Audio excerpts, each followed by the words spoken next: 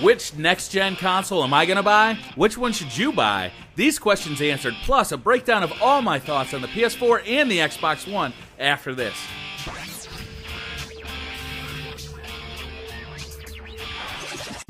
What's up, guys? BriarRabbit here. Today I want to talk about the console wars. I really want to talk about the Xbox One versus the PS4. I want to compare them a little bit in this video, and frankly, at the end of the video, I'll be telling you which one, if I were to buy one console, which one that would be. So I want to compare the consoles a little bit. Let's start off by just looking at the boxes themselves.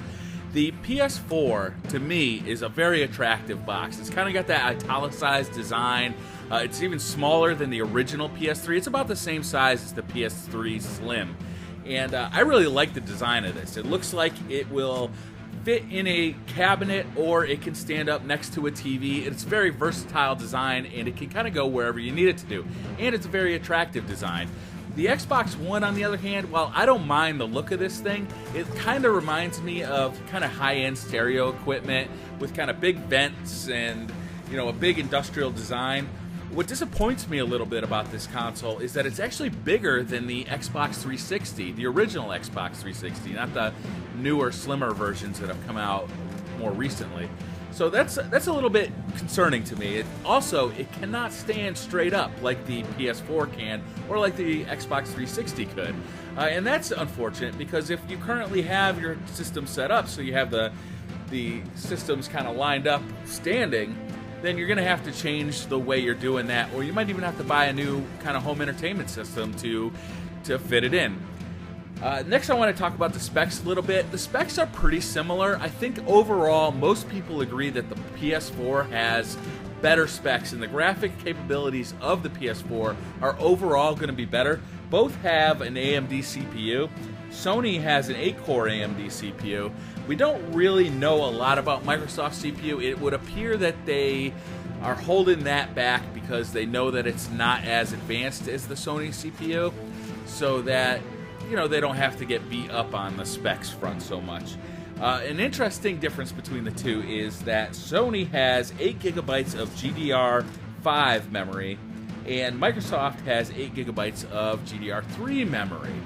So I find that interesting. The difference between the 3 and the 5 is the 3 is has a slower throughput but lower latency. So it can get information there initially faster, but once it starts providing that information, it's at a slower rate.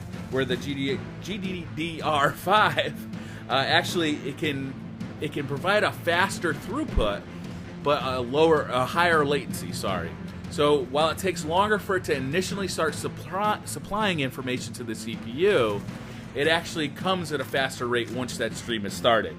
Also, both hard drives will be 500 gigabytes. I find that pretty interesting. That seems a little low to me in this day and age. I would have expected at least a terabyte, if not 2. You can buy a 2 or 3 terabyte hard drive these days for like $100. So a 500 gigabyte hard drive, it just seems very small at this point in time. The controllers are also pretty interesting. Both of the new systems are going to have completely redesigned controllers. Sony has a bunch of new features. They're going to have a new touchpad that also works as a button, and that looks like it could be fun. It's unclear how it's going to be used, but the more input methods you have, I feel like the better off you are on your controller.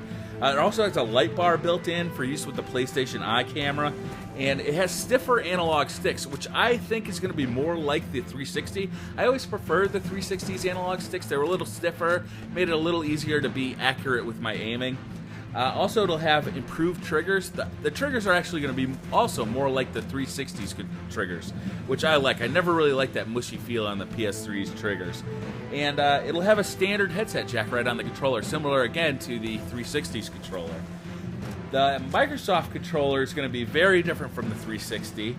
Even though it looks very similar, it's going to have a battery pack that is actually integrated into the controller and is going to charge over micro USB. So that's a big difference. In the old controllers, it had the battery pack, as everybody know, and you had to use either a play and charge kit or have a secondary battery charger that you actually took the battery off and put into that. I gotta say, I kind of like that the battery was removable on the 360's controller, because I could have an extra one ready to go. So when my battery wore out, I would just swap out the batteries and get right back to gaming. Having to charge the controller all the time is kind of a pain in the neck, and I found it kind of a pain in the neck with throughout the lifespan of the PS3. The thumbsticks are actually going to take 25% less force to move. So this is in direct contrast to the PS4, where they're going to actually be harder to move.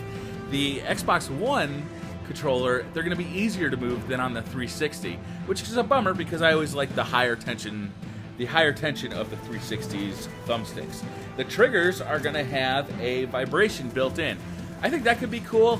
Probably for most games I'll have it turned off, especially Call of Duty, because I find that the less rumbling that's happening on my controller, the more accurate I can be on the thumbsticks. But it might be cool for some games. It charges via micro USB. I already went over that. This guy has a proprietary headset. An adapter has been announced by Microsoft, but the actual input on the controller is a proprietary plug. And that's a bummer if you have a headset that you're currently using. It's unclear what this adapter is going to look like, so we'll just have to wait and see. Now, the big thing about a new console is, what are the games? Like, that to me is the real reason to buy a console, is because I want to play this game, I want to play that game. I could care less about the specs of the hardware if there are no games that I want to play on it. I'm actually currently looking at that with the Ouya. So on the PS4, we have Drive Club, Killzone, The Order 1886, Final Fantasy 15, and Knack. Those are all pretty exciting Sony exclusives, but none of them are really like super tempting to me. I feel like the Xbox One actually has a huge advantage here. They've got Forza, Quantum Break, the new Halo game, Dead Rising 3, MGS 5. But what I'm really excited about on the Xbox One is that COD Ghost DLC is going to come out first for the Xbox One. To me, that's a huge advantage. I mean, COD is without a doubt my favorite game. It's the game I play all year round. I buy a copy every year, and I play it all year.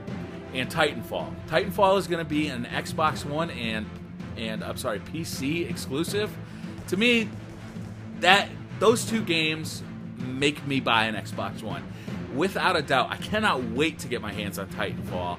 And getting the DLC first for COD Ghosts is going to be huge on the Xbox One. So, while I am definitely going to buy both of these consoles, there's no doubt about it. If I were to buy one, and I know that this is an unpopular opinion, but I think it has to be the Xbox One, just because the two games that I am looking forward to the most are getting better versions on the Xbox One. Well, the COD Ghost isn't necessarily a better version, but it's getting the DLC first, and Titanfall isn't coming out for the PS4 at all. So there you have it. I firmly believe that the PlayStation 4 is going to be offering better hardware, but in my heart, I know that these two games are what are driving me toward that next gen. So what do you guys think? Which one are you guys going for? Is the PS4 hardware enough to get you to buy into their ecosystem? Or are there games on the Xbox One that are really drawing you toward the Xbox One as well? Let me know in the comments, and I'll see you in the next video. Bye.